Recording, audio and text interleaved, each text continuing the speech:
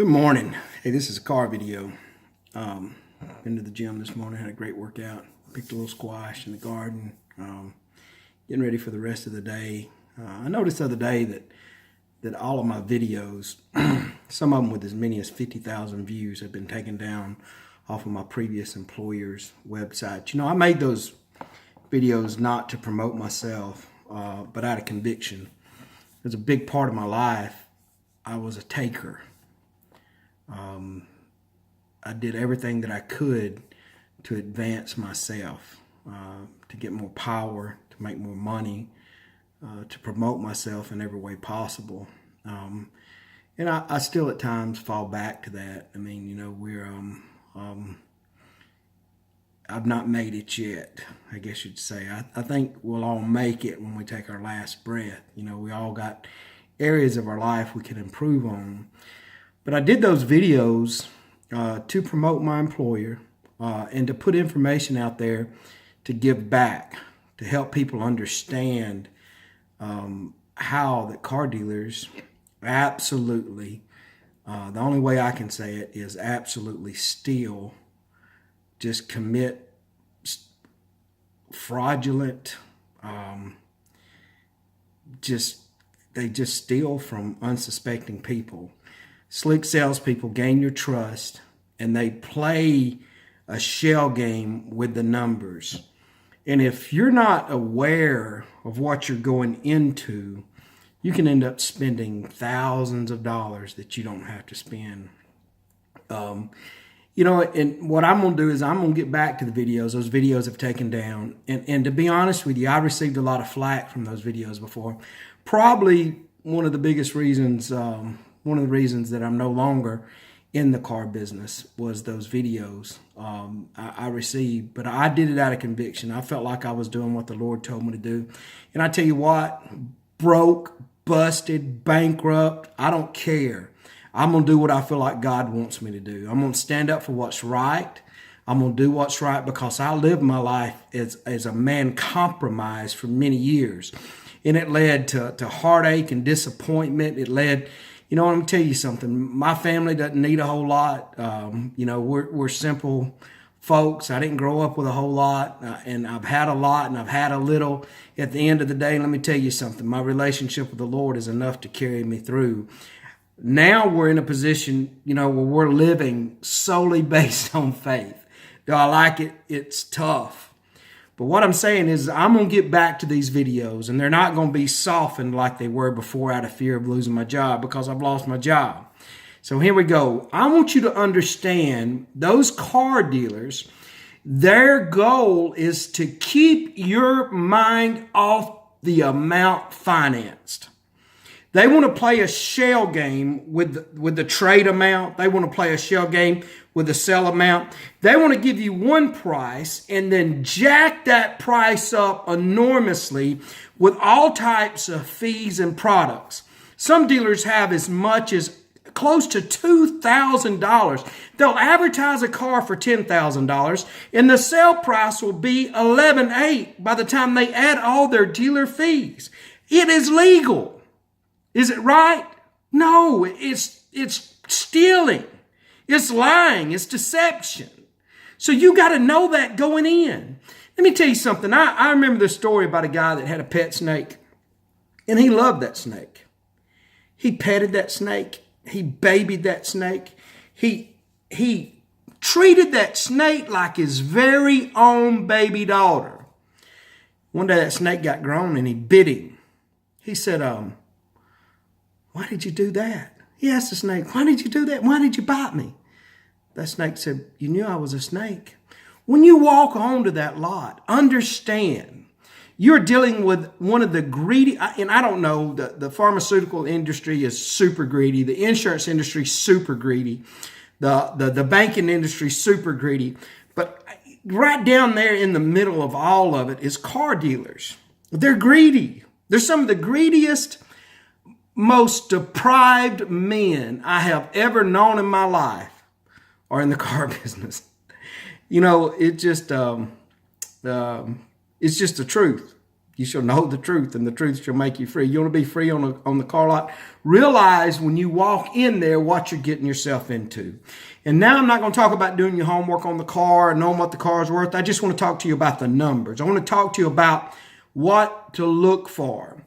Make sure you look over every piece of paperwork. Get everything they promise you in writing. Because let me tell you something. They will tell you, show it to me in writing. And you can say, well, you said, show it. And they're going to say, show it to me in writing. Show it to me in writing.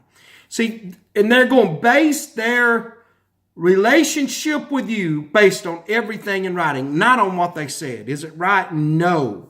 It makes them a liar. It makes them a thief. And they're going to do everything that they can to conceal those numbers, to hide the numbers, to not show you what's going on. You know, I still go with some people that are close to me to purchase cars. Why do I do that? Because I don't want to see them get taken advantage of. There are some dealers out there that are awesome. There are some dealers out there that are honest. But even an honest dealer can hire a crook and he not know it. Do you understand what I'm saying? You know, so what you got to do is you got to understand, you got to look over your paperwork, look at the amount finance. They're going to try to get your mind focused on two numbers, the amount of the down payment and the amount of the payment. Now, do those numbers matter? Yes. But let me tell you something. If I can adjust the terms as a finance manager, add another 6 months, flip you to a credit union, get you a little lower interest rate, and I can take that $350 payment you're comfortable with, and I can either turn it into a $300 payment, or I can add $4,000 worth of junk on there you don't need. What kind of junk are we talking about? Well, let me explain to you. The biggest thing, and do I believe in extended warranties? I absolutely do. I got an Escalade that I got a transmission and a motor put in with the extended warranties. But I also believe that you don't need to be spending $2,500 on a 24-month warranty. It's ridiculous. You can negotiate the price of the warranty. Do you understand what I'm saying? And there's independent companies out there that you can buy the warranties from cheaper. Do you need insurance on your loan? That is stupid. Stupid, stupid, stupid. Don't let them add credit, life, and disability, because all of a sudden now you're paying a flat rate insurance and you're paying interest on top of the insurance. If you need insurance, go to the insurance agency you trust. You know, a good insurance company like Alpha or State Farm or Country Financial. And even those can be, you got to be careful with those. You got to go with that gut feeling. If you don't feel comfortable with something, get up and get out. So know the numbers. Know the amount financing. Don't let them get your mind focused on that initial payment and the down payment. Walk in there, negotiate the price of the car first. Negotiate the out-the-door amount. Number two, if you got a trade, it don't matter that you got a trade. Don't even tell them about the trade. You pick out the car you want. You do your homework. You know what the car's worth, and you negotiate the best possible price you can, the out-the-door price. And then you write that price down. Now it's time to get your trade looked at. You know what your trade's worth. You've done your homework, and you negotiate the price of the trade. And then you beat them up. What do you think they're going to do to you? They're going to beat you up. They're just going to be nice about it. You don't have to be nice. This is your money that you worked hard for. You don't have to be nice. Just beat them up. It's okay. They're used to it. They chose this as a profession. So I know what the car's worth that I'm looking at. I know what my trade's worth. I negotiate the car that I'm purchasing first. Then I negotiate my trade. And then I got a difference of the amount financed. Now, if I owe them a trade, I have to add that back to the amount financed. And then I've done my homework. I know what my credit score is. I've checked with my credit union. I know what kind of rate I can get. And then I start negotiating the financing. I get the shortest term possible that I can live with. If I can live with a 36-month term, but I can get a 60-month term, I get the 36-month term. The best thing to do is to drive what you got until you can pay cash for something. You know, we're so caught up in keeping up with this person and that person. I mean, we get in financial bondage. I'm guilty. I'm guilty. Right now in my life, running this new business would be a lot simpler if I wasn't trying to buy stuff that I couldn't pay for and putting it on credit. Yeah, I'm guilty. I'm guilty of a lot of things. That's one of them that I'm struggling with right now. But listen, lots of car videos. Lots of car videos. Don't let them get you off what matters. The amount financed. Negotiate the price, the out-the-door price, with all of their crazy, bullcrap, unethical, stupid fees. Negotiate that price. Know what that car's worth. Do your homework. Car Gurus, pull comps. If I'm looking at a 2015 Tahoe with X amount of equipment, get on Car Gurus and see what other dealers are asking. Go to NADA, look at the value. Go to Kelley Blue Book. Do your homework on that particular vehicle. Make sure you look at the Carfax. Make sure you look at their service records. What did they do to the car since they've had it? Listen, if they don't have a mechanic on duty, it's not a lot you probably need to be buying from.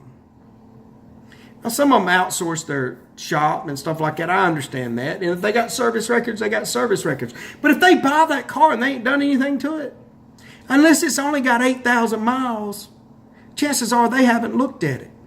It'd be like the lady that bought a car on Viking Drive a couple of months ago, or a couple of weeks ago, that I helped out. No mechanic. She got the car, done the paperwork, went out there to crank it. They said the battery is dead. Come back tomorrow. He hauled around, and she's like, "Well, I need to get my car. I've signed the paperwork. I've done all this stuff." And he hauled around. Next thing you know, they said, "Well, it's actually got a bad motor. We're getting a motor put in. We'll have it ready for you next week." She's like, "Hold on just a second. I didn't buy a car with a bad motor." She thought she was obligated. She had heard about me. She messed me. I said, "Ma'am, if you hadn't taken delivery of the car, it's their car. Tell them, talk to the fella that owns a place and tell him I said to shove it." So we avoided her getting taken advantage of. Listen, I don't have the money it takes to promote these videos. So if you want to, I'm going to be doing a couple of these a week because I got to get these videos back out there. They deleted them. As many as 50,000 views. I'd average about 20,000 views per video. So we're going to get the car videos back out there, but I'm not going to be as nice because I'm not in the car business. Why is it they're so afraid of an educated buyer? Why? Because you cannot take advantage of an educated man. That simple. So share these videos. I'm going to get with another friend of mine. We're going to get these on her Facebook page. Share them, share them, share them, share them. If you need help with a car deal, message me. Message me. Get a hold of me. Anyway, I pray that God bless you richly the only way you can be blessed, through His only born Son, Jesus the Christ.